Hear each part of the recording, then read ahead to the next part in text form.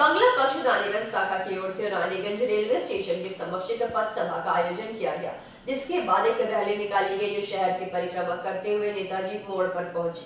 बंगला पक्ष रानीगंज शाखा की ओर से रानीगंज रेलवे स्टेशन के समक्ष एक पथ सभा का आयोजन किया गया, जिसके बाद एक रैली निकाली गई जो शहर की परिक्रमा करते हुए नेताजी मोड़ पर पहुंची। इस दौरान शाखा के सदस्यों ने बेरोजगार युवकों को रोजगार देने की मांग की। उनका कहना है कि हमारे राज्य में जो भी युवक बेरोजगार हैं, उन्हें काम की तलाश में बाहर जाना पड़ रहा है।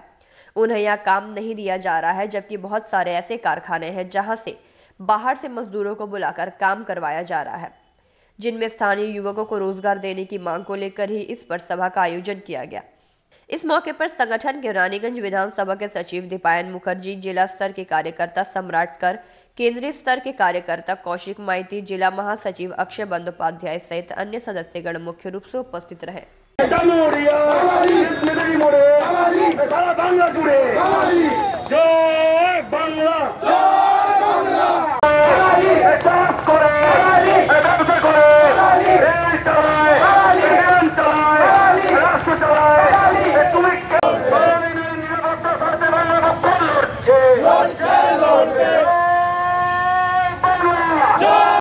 এই জায়গা আমাদের এখানে আমাদের করে নিতে হবে, বুঝে নিতে হবে।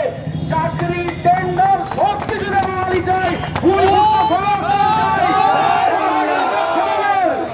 এখানকার ছেলেরা যদি খাবার না পায় তাহলে কি অন্যান্য লোকেদের আমি নিজের পাতটা দিয়ে দেবো আর বসে বলবো আমি আজকে উপোস করছি?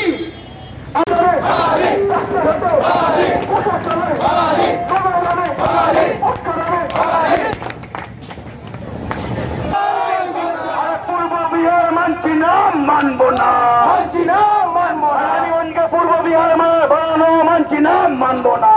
কোন রাজনৈতিক দল কিন্তু আন্দোলন করে না। বাংলা পক্ষ ভারতের বাঙালি জাতীয় সংগঠন বাঙালি অধিকার স্বার্থে লড়াই করে। আমরা চাই এই পশ্চিমবঙ্গের মাটিতে যেখানে 86% বাঙালি হওয়া সত্ত্বেও প্রত্যেকটা কাজ, প্রত্যেকটা চাকরির আগে বাঙালি অগ্রাধিকার পাবে। তার জন্য বাংলা পক্ষের আন্দোলন। আমরা চাই আসানসোল দুর্গাপুর শিল্পাঞ্চলে এত এত ফ্যাক্টরি থাকা সত্ত্বেও লোকাল স্থানীয়রা কেন কাজ পায় না, তার জন্য আন্দোলন। আসানসোল দুর্গাপুর শিল্পাঞ্চলের ফ্যাক্টরির মালিকরা যদি কেউ কাজ দিতে চাই তাহলে only for non Bengali apply. চিন্তা করুন কত বড় সাহস। কোন বাঙালি মালিক যদি ব্যবসা করতে চায় গুজরাট, উত্তরপ্রদেশে, বলতে পারবে অনলি ফর বেঙ্গলি অ্যাপ্লাই? তা সমস্যা আছে, বলতে পারবে না। কিন্তু বাংলায় কাজ করছে, বাংলায় থাকছে, বলছে only for non Bengali apply. যদি কোন স্থানীয় লোক কাজ করতে চাই, রানীগঞ্জে এত এত ফ্যাক্টরি থাকা সত্ত্বেও, জামার এত ফ্যাক্টরি থাকা সত্ত্বেও কি বলে আপনারা লোকাল লোক লেগা লোকাল পরিচিত হয়। সেই লোকাল দেখবেন ঝাড়খণ্ড, বিহার থেকে প্রত্যেক দিন ব্ল্যাক ডায়মন্ড করে আসছে, তেল রিজার্ভ করে পশ্চিমবাংলার মাটিতে, আসানসোলের মাটিতে দখল করতে। সমস্ত কাজ দখল করছে, সমস্ত ফুটপাত দখল করছে, সবকিছু দখল করছে। বাঙালি তখন কিছু পাচ্ছে না। এত এত ইন্ডাস্ট্রি হওয়া সত্ত্বেও বাঙালিকে পশ্চিম বর্ধমানের মাটিতে যেতে হচ্ছে কোথায়? হায়দ্রাবাদ, ব্যাঙ্গালোরে কাজ করতে, যেখানে ইন্ডাস্ট্রি এলাকা, সমস্ত স্থান জোন, এখানে একদম লুকে আছে আপনাকে এখান থেকে কাজ নেওয়ার জন্য, অথচ বাঙালি এখানে কাজ নেই। দেখবেন আরেকটা সবচেয়ে বড় কথা, আগের মতো সত্য নেই যে হিন্দি আমার রাষ্ট্রভাষা হয়। মনে রাখবেন ভারতবর্ষের সংবিধানে রাষ্ট্রীয় ভাষা বলে কোনো ভাষা নেই। আমরা মূলত বলছি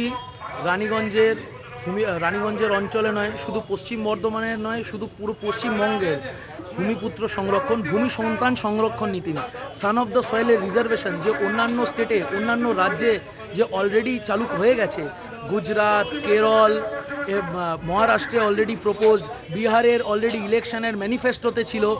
যখন অন্যান্য রাজ্যে ভূমিপুত্র সংরক্ষণ আছে, ভূমি সন্তান সংরক্ষণ আছে, পশ্চিমবঙ্গে কেন নয়? যাতে পশ্চিমবঙ্গের যারা ভূমি সন্তান আছেন তারা সেই নিজের যথাযোগ্য জায়গা পান, নিজের সমস্ত এখানের সরকারি সমস্ত বিষয়, এখানে সরকারি সমস্ত চাকরিতে 100% ভূমিপুত্র সংরক্ষণ, বেসরকারি চাকরিতে 90% ভূমিপুত্র সংরক্ষণ, এবং সমস্ত সরকারি ঠিকা এবং কাজের টেন্ডার সব কিছুতে ভূমি সন্তান সংরক্ষণ নীতির প্রণয়নের জন্য আমরা বিভিন্ন আমাদের এখানের পশ্চিম বর্ধমানের 9 জন বিধানসভা বিধায়ককে আমরা অলরেডি ডেপুটেশন দিয়ে দিয়েছি, এবং আমরা এর আগে এটা আরও আগে আমরা নিয়ে যাব যাতে এই আইন প্রণয়ন হয় এবং সমস্ত পশ্চিমবঙ্গের সমস্ত ভূমিপুত্ররা এর সুযোগ সুবিধা পায়।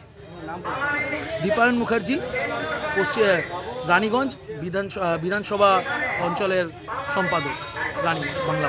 জয় বাংলা। रानीगंज से सम्राट दास की रिपोर्ट, PB न्यूज।